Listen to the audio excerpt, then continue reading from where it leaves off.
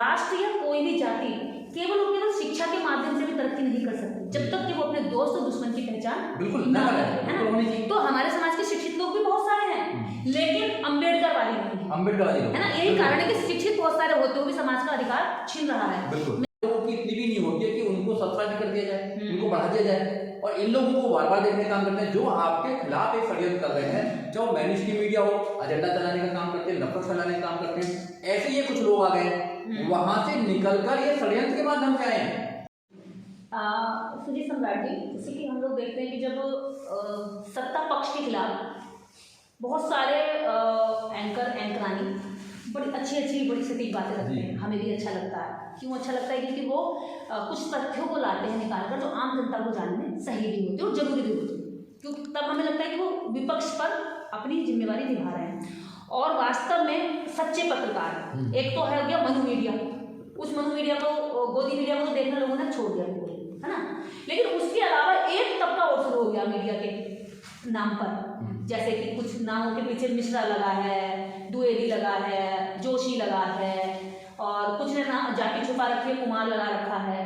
तो इस तरह से ये विशेष जाति के लोग ये खूब सत्ता पक्ष के खिलाफ मतलब खूब अच्छी बातें रखते हैं, अपना पक्ष रखते हैं, जनता का भी पक्ष रखते हैं। लेकिन जैसे कि जाति की बात आती है, धर्म ग्रंथों की बात आती है, ये सारे एकजुट क्यों हो जाते हैं?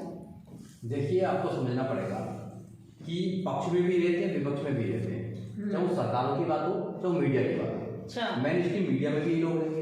अच्छा, और जो सोशल मीडिया है, हाँ, जो सरकार के खिलाफ काम करती है, तो उनके चेहरा भी यही बनना चाहते हैं। तो दोनों पक्षों में खेलेंगे, दोनों पक्षों में यही बोलेंगे। अच्छा, बॉल इनके पास ही रहेगी।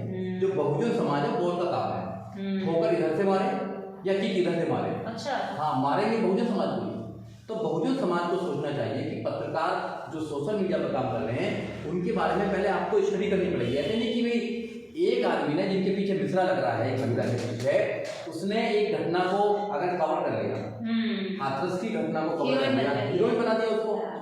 ऐसी और कई भी मेन स्ट्रीम मीडिया में है कि उनको लोग हीरो मानने लगते हैं और सब्सक्राइब करते रहते हैं। ऐसे लोगों पर चेहरे जब निकल के आते हैं, जब धर्म की बात होती है, जाति की बात होती है, तो फिर इनका जो सेक्युलर है ना, वो खत्म हो जाता है। अच्छा, हाँ, फिर ये जाति पे आ जाते हैं, फिर ये सबसे बड़े जातिवाद हो जाते हैं। तो तब ये भारतीय नागरिक नहीं है, फिर नहीं रहते, क्योंकि जाति को बचाना, जाति के नाम पर हर इंसान को सम्मान चाहिए। अच्छा, काम के नाम पर नहीं लेंगे सम्मान, जाति के नाम पर सम्मान चाहिए। तो कहने का मतलब ये हुआ कि जाति के नाम पर महिलाएं भी एकजुट हो जाती हैं। बिल्कुल, उनको बचपन से पढ़ाया जाता है कि तुम इस जाति के हो, ये इस जाति के हैं। यहाँ जाति कभी नहीं जाती। यह जाति से जो लोग सम्मान लेके आए हैं, बाबा साहब डॉक्टर अम्बेडकर ने संविधान के माध्यम से उस जाति को ही खत्म करने का काम किया है। लेकिन महिलाओं को तो कोई सम्मान धर्म में देखिए, धर्म में कोई सम्मान नहीं है, मगर संविधान में सम्मान है। तो उनकी स्त्रियां मतलब एक ब्राह्मण, एक यहाँ पर तबका है जो बहुत कम संख्या में, उनकी स्त्रियां भी धर्म ग्रंथों को क्यों बचाती है? जैसे रामचरितमानस पर चंद्रशेखर आजाद जी ने बात कही है, तो उसमें अभी एक मिश्रा नाम है, वो पत्रकार का मैं नाम नहीं लूंगी, वो कह रही है कि भाई ये शिक्षा मंत्री हैं और ये शिक्षा मंत्री को शिक्षा पर काम करना चाहिए और ये कर रहे हैं मनु स्मृति पर और रामचरितमानस पर। रामचरितमानस तो देश को चलाने वाला एक ऐसा ग्रंथ है, वो पवित्र ग्रंथ है, वो हिंदू का क्या मतलब है उनको उसमें घुसने का? देखो, उनका ब्राह्मणवाद उनके ऊपर हावी हो गया। जो ब्राह्मणवाद है ये ऐसा वाद है कि ये अपने आप को सुप्रीम समझता है देश के अंदर। मानवतावाद से बड़ा है, ये मानवतावाद से अपने आप को बड़ा समझता है, संविधान से बड़ा समझता है, जबकि संविधान सुप्रीम है, संविधान से बड़ा कोई बात नहीं है। संविधान में जो अधिकार दिए गए हैं, जो महिलाओं को अधिकार दिए, वो संविधान से मिले, ना कि इनके धर्म ग्रंथों से मिले। मगर ये जब लोगों को ऐसा दिखाने का ये अपने षड्यंत्र करते हैं कि हम बहुजनों के बहुत बड़े ऐसी हैं, हम बड़े पत्रकार हैं बहुजनों के, जबकि जो सोशल मीडिया पे गिने चुने जो बहुजनों के लोग काम कर रहे हैं, उनको सब्सक्राइब करें, उनको फॉलो करें, उनको बढ़ाने का काम करें। ऐसे लोगों को समझना चाहिए, इन्होंने खाल तो दूसरी पहन रखी है, मगर अंदर से कुछ और है। ये अगर वक्त आएगा तो ये अपने उन भ्रष्टाचारी लोगों के साथ ही खड़े होंगे जो धर्म के नाम पर लंबे समय से बेवकूफ बना रहे हैं, धर्म के नाम पर जो कमाई कर रहे हैं, धर्म के नाम पर जो बेवकूफ बनाने का काम करते हैं, उन लोगों के साथ ही खड़े होंगे। ये समझना चाहिए। तो ये बहुजनों को बिल्कुल क्लियर कट करना चाहिए कि आपको किस इंसान को हीरो बनाना है, किस इंसान को हीरो नहीं बनाना। और कुछ लोग तो ऐसे भी हैं जो हमारे सोशल मीडिया के लोग इनको हीरो बनाने का काम करते हैं और फिर बाबा से मिलकर कहते हैं वो लोग कि भाई हम तो सनातनी हैं, Yes. हम तो सनातनी आ गए ना अपनी औकात पर। खुद उनके उन पत्रकारों के ऊपर कहते हैं, वो कैमरा है सामने जब। उन पत्रकारों ने इनको हीरो बनाने का काम किया। 4 लोग भी नहीं जानते थे ऐसे लोगों को। मतलब उनको ये भी दया वो नहीं आई, मानवता नहीं जगी कि देखिए इन लोगों ने मुझे हीरो बनाया, बिल्कुल। उसके बावजूद भी मैं इनको कम से कम बेइज्जत ना कर तो सकती। कम से कम ऐसे लोगों को हीरो ना बनाओ कि जो तुम्हारा शोषण करें बाद में बड़े होकर। ये लोग जब भी इनको मौका मिला है, इन लोगों ने बहुजनों के अधिकारों को कटौती करने का काम किया है। ये जज बन जाते जब कटौती करते हैं जी। ये अगर मिनिस्टर बनते जब कटौती करते हैं, अगर सरकार हाथ में आ जाए तो कुछ ही खत्म कर देते हैं। आप देखा नहीं आपने कि 2018 में 20 मार्च 2018 को सुप्रीम कोर्ट ने SC/ST प्रिवेंशन एट्रोसिटी एक्ट 1990 को खत्म करने का काम किया। कौन थे? वो लोग थे। उसके बाद में लोगों ने आंदोलन करा तो लोगों को गोली मारने का काम किया। तो ये लोग जब भी जहां भी होंगे बहुजनों को काटने का काम करेंगे, क्योंकि इनके धर्म ग्रंथ कहते हैं कि जो शूद्र है उसको शिक्षा का अधिकार नहीं है, और संविधान ने शिक्षा का अधिकार दे दिया। तो ये तो अपने ग्रंथों को बचाना चाहते हैं, उनमें लिखी हुई परंपराओं को बचाना चाहते हैं। ये देश से को लेना देना नहीं है इनको, इंसानियत से मानवता से को लेना देना नहीं है इनको।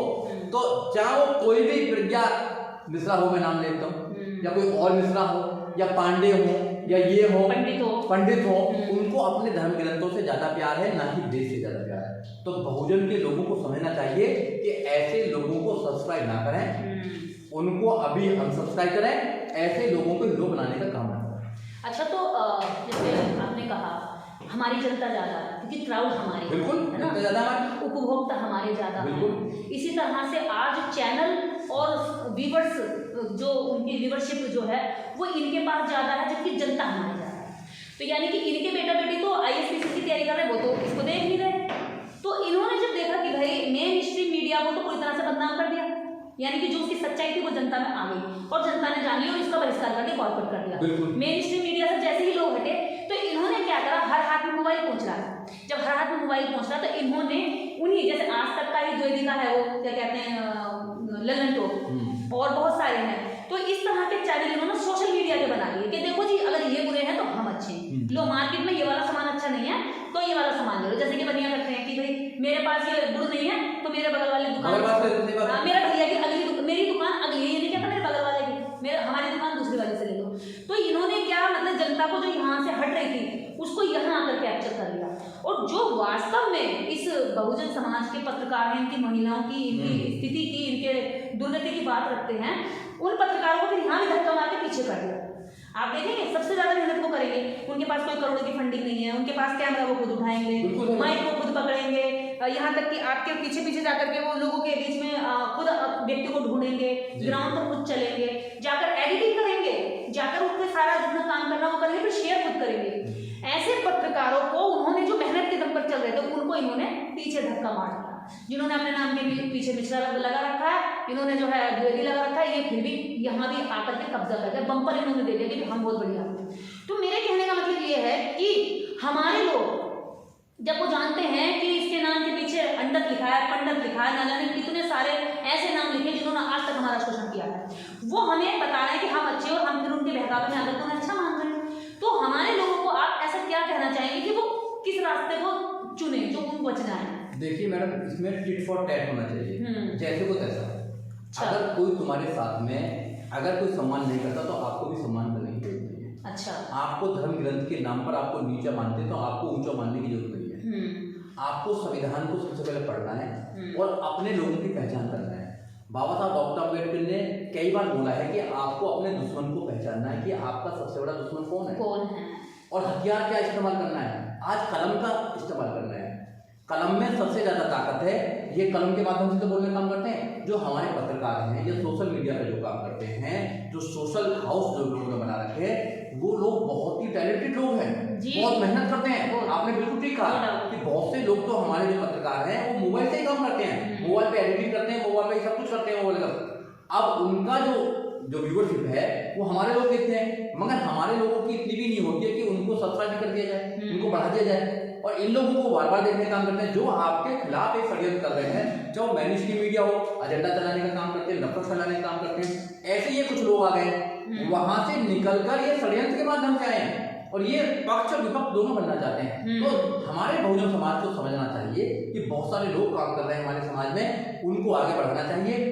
उनके चैनलों को बढ़ाना चाहिए, उनको सब्सक्राइब करें, उनको शेयर करें, जो भी कुछ करना है। ऐसे जो पत्रकार हैं जो समय समय पर हिंदुत्व के चक्कर में आ जाते हैं या जाति के नाम पर आ जाते हैं, धर्म के नाम पर अपने आप को दिखा देते हैं, उनका चेहरा दिखाई दे जाता है, ऐसे लोगों को ऐसी उनकी औकात दिखानी जरूरी है। अच्छा, एक चीज़ और, जैसे अभी आपने कहा कि जब अंधविश्वास पे कुठाराघात होता है तो उनकी रोजी रोटी पर बात आती है। हाँ बिल्कुल, रोजी रोटी पर बात। अब मान लो मंडे पुजारियों की तो रोजी रोटी पर बात आती है कि वो अंधविश्वास चला करके कथावाचक और ये सब इस तरह से, लेकिन जो लोग एंकर हैं, जो लोग मंत्री हैं, नेता हैं, ऊपर भी और बहुत पदों पर बैठे हैं, जज हैं, जुडिशरी में बैठे जज को तो सभी लोगों के प्रति न्याय करना चाहिए, ये लोग भी, इन लोगों की रोजी रोटी तो मंदिरों से चल ही रही है ना। बहुत सारे डॉक्टर हैं, इंजीनियर हैं, वकील हैं, अलग अलग प्रोफेशन में हैं सभी ये ब्राह्मण, लेकिन फिर भी ये इस व्यवस्था को क्यों बनाना चाहते हैं जबकि इनकी रोटी इससे नहीं चल रही है? आप समझते हैं ना। लेकिन मैं दोनों पक्ष की बात करूंगी कि अगर रोटी उससे चल रही है तो सिर्फ कुछ पंडित पुजारियों की चल रही है, बाकी लोग तो हर प्रोफेशन में बढ़िया बढ़िया कमा रहे हैं, अच्छे अच्छे पैकेज पर लोग विदेशों तक में काम कर रहे हैं, लेकिन अगर वो विदेश में भी होगा तो वहां से क्या करेगा? धर्म का प्रचार करेगा। वो क्यों करता है ऐसा? उसमें क्या? देखिए, मैं आपका क्वेश्चन बिल्कुल अच्छा क्वेश्चन है आपका। हाँ। कि जो मंदिरों में बैठे हैं उनको तो धर्म की जरूरत होता है, मगर जो और पदों बैठे हैं उनको धर्म की क्या जरूरत नहीं। फिर भी देखिए, धर्म एक जाति को एक बहुत सम्मानित जाति बनाता है, धर्म के नाम पर उसको सम्मान मिलता है, ये कारण। हाँ, और एक आदमी को धर्म के नाम पर, जाति के नाम पर गाली मिलती है, उसी जाति को तुम गाली देने का काम करते हो। एक तो जाति गाली है और एक आपको सर्वोच्च बनाती है, तो आप उस जाति को छोड़ना नहीं चाहते, यानी कि रोजी के साथ साथ आपको सम्मान भी चाहिए ना, सम्मान भी चाहिए।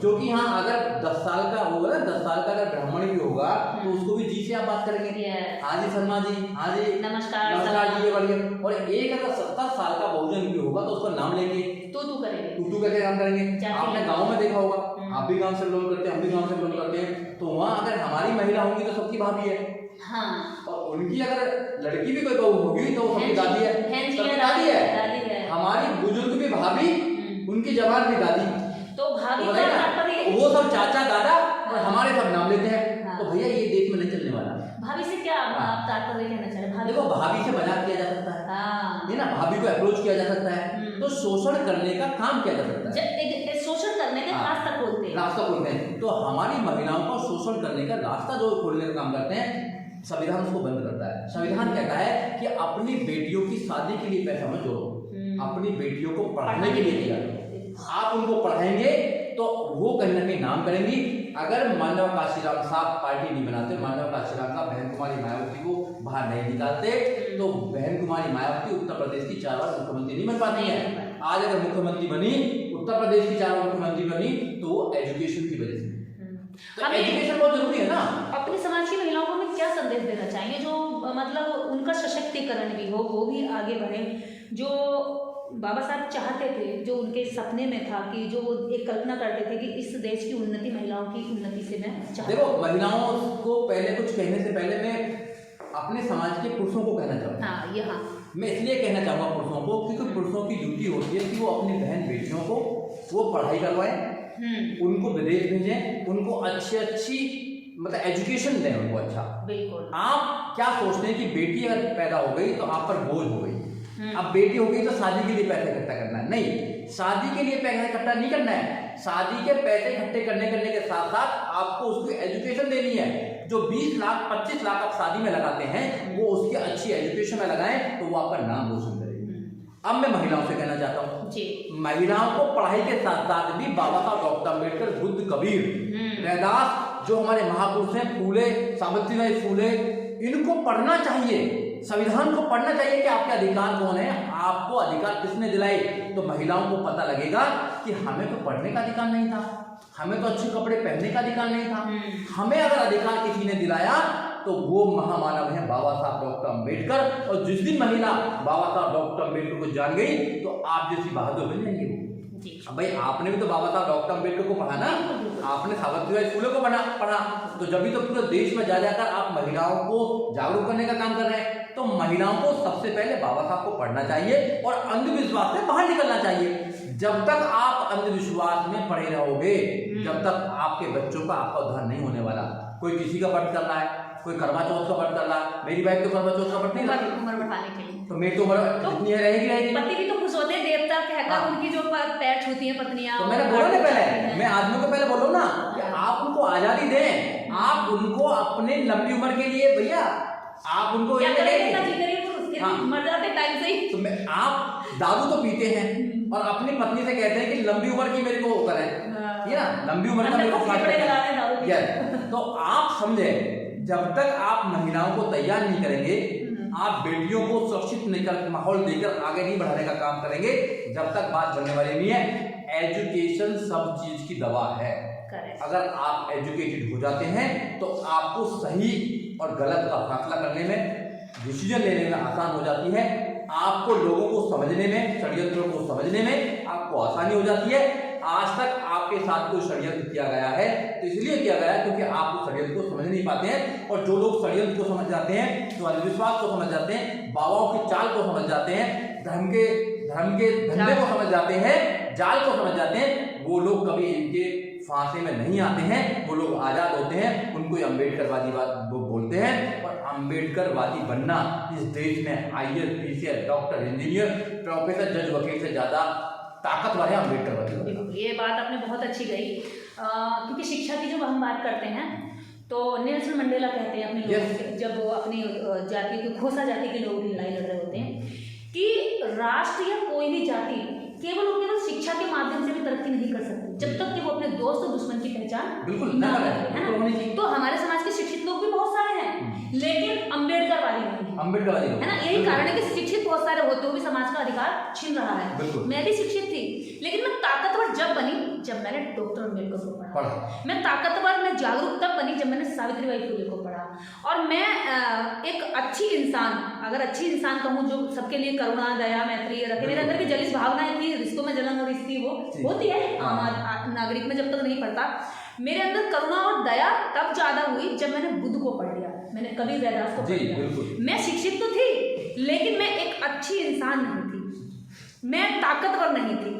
मैं ताकतवर बनी बाबा साहब डॉक्टर अम्बेडकर के रास्ते पर चलकर, और मैं एक अच्छी और बेहतर इंसान बनी बुद्ध के मार्ग को समझकर। तो शिक्षित होना बहुत आसान काम है। आपकी एक लाइन बहुत खूबसूरत आपने कही है कि IAS PCS बनना आसान है, लेकिन अम्बेडकरवादी बनना बहुत मुश्किल काम है। ये सच में आपने जो बात कही है ना, आज डेली जितने अम्बेडकरवादी सुन रहे होंगे, जिनकी समाज में हालांकि कई बार IAS PCS उनकी वैल्यू भी नहीं रखते हैं कि अरे आप सुप्रीम कोर्ट के वकील होकर के ये बात कह रहे हैं, अपने आप में आप उनके प्रति कृतज्ञता और ईमानदारी दिखा रहे हैं। वरना कई बार क्या होता है कि वो सारे संघर्षों से लड़ करके इस कार्यों को आगे ले जाते हैं, कम संसाधनों के बावजूद भी लड़ाई लड़ते हैं, सुरक्षा नहीं होती है, भविष्य कोई गारंटी नहीं होती है, बच्चों के लिए कोई अच्छा वो नहीं होता प्लेटफॉर्म, उसके बावजूद भी वो काम करते हैं। जबकि IAS की पूरी गारंटी होती है कि वो अम्बेडकर, वो IAS बनने के बाद अपने बच्चों के लिए, अपनी आने वाली पीढ़ियों के लिए भी पैसे इकट्ठा कर लेगा, उसके परिवार, उसके रिश्तेदार, गांव तक की सुरक्षा कर लेगा, ये सोच करके वो IAS बनता है। लेकिन एक अम्बेडकरवादी कभी ये नहीं सोचता कि इससे मेरा भला होगा। सच्चा अम्बेडकरवादी हमेशा समाज के भले के लिए घर से निकलता है, काम करता है, रिस्क लेता है। तो इसके लिए शुक्रिया और थैंक यू। और ये बात बहुत महत्वपूर्ण थी आज के पूरे इंटरव्यू में कि ब्राह्मण हमेशा, जो पुजारी मंदिर से रोजी रोटी चलाता है, वो तो धर्म को इसलिए बचाता है क्योंकि उसकी रोजी रोटी चल रही है, लेकिन बाकी जो डॉक्टर, इंजीनियर, वकील और जो जज, जिनके पास पैसे की कोई कमी नहीं है, पैसे की कोई कमी नहीं है, बाहर बड़े बड़े पैकेजों पर वो इंजीनियर बने हुए हैं, टेक्नोलॉजी में आगे हैं। आज भी क्या कहते हैं, गूगल के जो यहाँ के CEO है वो ब्राह्मण है, ट्विटर के जो CEO थे वो ब्राह्मण है, मतलब हर जगह वो बैठे कंपनी फैक्ट्रियों में। उसके बावजूद भी वो धर्म की सुरक्षा करते हैं, जाति की सुरक्षा करते हैं। इसके पीछे रुपया पैसा नहीं, उनके लिए, पंडित पुजारियों के लिए है रुपया पैसा। इसके पीछे सबसे बड़ा कारण ये है कि जाति की जो श्रेष्ठता है, सुप्रीमेसी बनाए रखना चाहते हैं, इसलिए वो इसको बचाए रखते हैं। क्योंकि वो कई बार आपको ये भ्रम करते हैं, मेरा कौन सा वो चल रहा है दुकान मंदिर की, मैं तो फिर भी धर्म को बचा रहा हूँ क्योंकि मैं धर्म का रक्षक हूँ। तो भोली जनता इस बात को समझ ले कि वो आपको हमेशा नीचे बनाए रखने के लिए, मुंह भरकर गाली देने के लिए, आपकी स्त्रियों का मनमोजी उपभोग करने के लिए वो इस धर्म को बचाते हैं। लेकिन आप क्यों इस धर्म को बचा रहे हैं? आपका तो कुछ इसमें बचा नहीं। आपको अगर कुछ मिला है तो भारतीय संविधान ने दिया है, और भारतीय संविधान को हम सभी नागरिक बचाते हैं, सम्मान करते हैं। जय